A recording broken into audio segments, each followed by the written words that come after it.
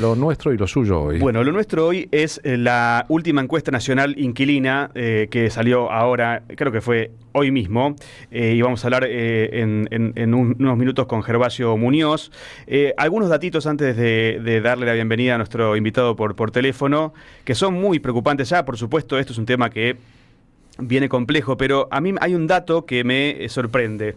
Estos son encuestas que se hacen a inquilinos justamente, y por primera vez en el registro que se tiene, el miedo al salario y al empleo supera al de la vivienda.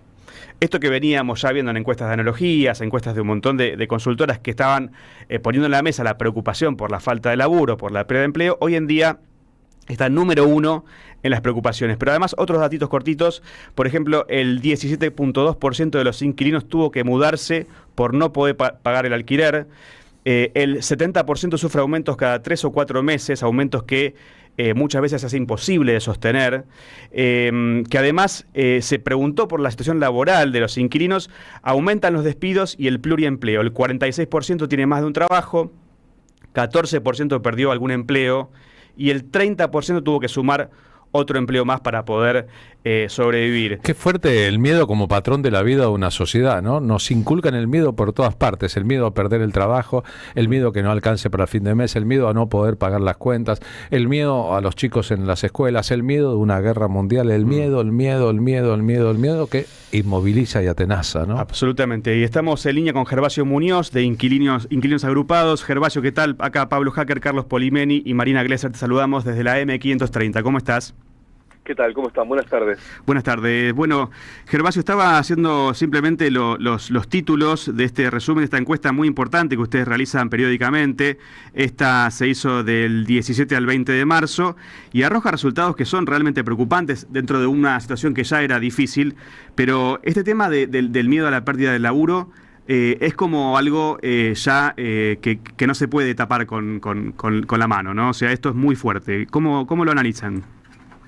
Sí, que es algo que está creciendo, obviamente, hace algunos meses, y un poco lo que planteaban recién acerca del miedo. Y para los que alquilamos vivienda, es una gran definición de nuestra condición, el miedo o la incertidumbre, porque los que alquilamos vivienda estamos permanentemente pensando dónde vamos a ir a vivir. Porque los contratos son cortos, porque los aumentos son muy difíciles de sostener, porque las condiciones de desigualdad que hay frente a los dueños de la vivienda hacen que todo el tiempo estemos esperando el llamado de que nos tenemos que ir.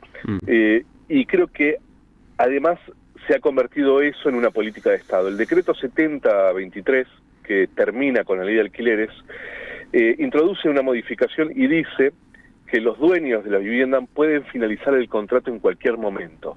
Eso lo dice el decreto 70, Y eso yo creo que es lo que define perfectamente el modelo político y cultural del gobierno. Y es que aquellos que estamos dispuestos a pelear por algún derecho, en este caso a alquilar más o menos dignamente, se nos ha disciplinado de una manera feroz. Y es esto: si peleas por algo, el dueño puede finalizarte el contrato de alquiler en cualquier momento.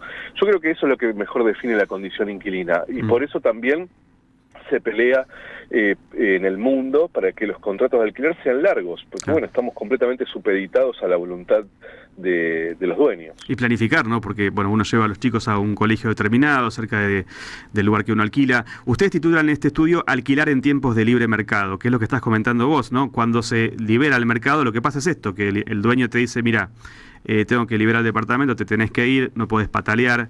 Pero además toda la encuesta, que es muy extensa, y la vamos a dejar colgada en las redes de la radio para que la miren, habla de un montón de otras cuestiones que tienen que ver incluso con la crisis alimentaria, el endeudamiento crítico. Contame un poquito del tema de la deuda. ¿Qué es lo que encontraron en esta encuesta en relación a la deuda? Nosotros endeudamiento venimos estudiándolo ya desde pandemia, en donde veíamos que empezaba a ser un mecanismo para la supervivencia. Y por supuesto que se va agravando, y que la forma entonces de poder sortear otros gastos, como por ejemplo alimentos, que es el motivo mayor por el cual hay endeudamiento en los hogares, termina siendo también consecuencia de tener que pagar alquileres que quizás pueden ser todo un ingreso del hogar, Claro. ¿sí? Y con el otro ingreso sobrevivir. Entonces hoy tener a mano la posibilidad de pedir un préstamo en una financiera, en una billetera virtual, un prestamista de barrio, al tener tan a mano eso, el endeudamiento empieza a ser cada vez más difícil, empieza a haber también mora en el pago de las deudas y por supuesto crisis hacia adentro de los hogares. Y para mí otro dato que quizás, por lo menos para mí, es uno de los más interesantes, que tiene que ver con generación inquilina. Sí, sí, totalmente. Ya segunda generación, ¿no? Que ya no hereda, sino... Claro, que en la ciudad de Buenos Aires da la tasa más alta, más del 50% de los inquilinos respondieron que son segunda generación inquilina. En algunas provincias da un poco más bajo, ¿no? Bastante más bajo, te diría.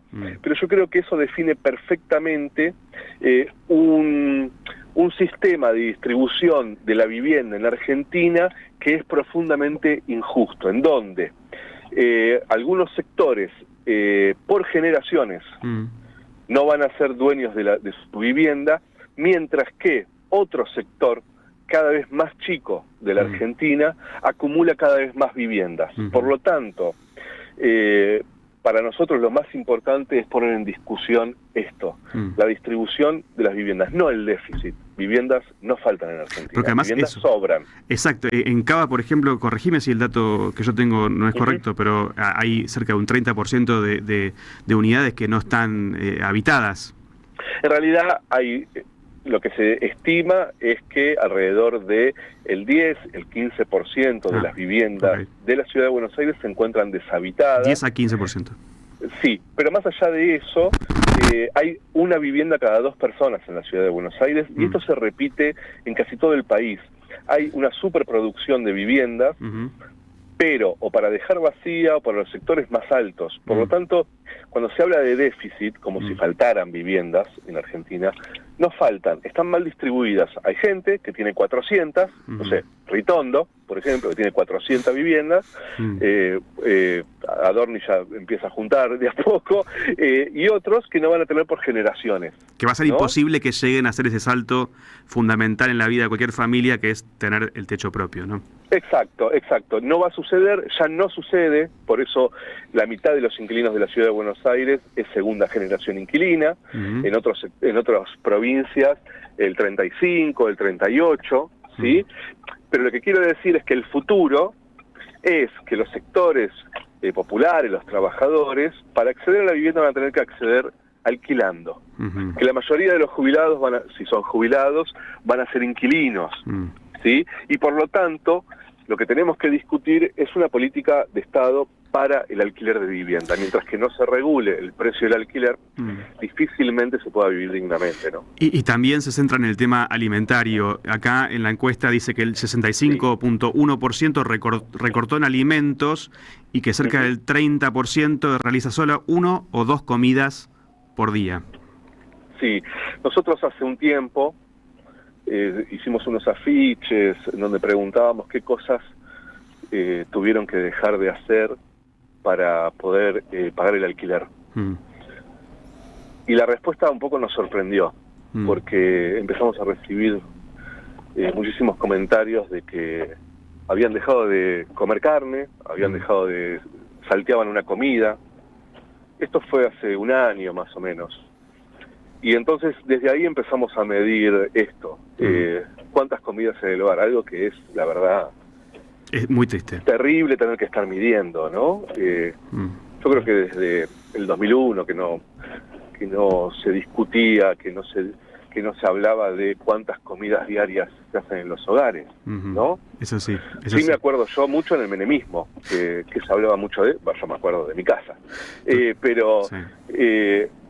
pero ha vuelto eso, ha vuelto que las familias ahorran en alimentos, que ahorran en carne, que se saltean comidas y sobre todo jubilados, que también medimos, y ahí sube muchísimo la tasa de hogares jubilados, inquilinos, que no hacen las 4 comidas para poder sobrevivir.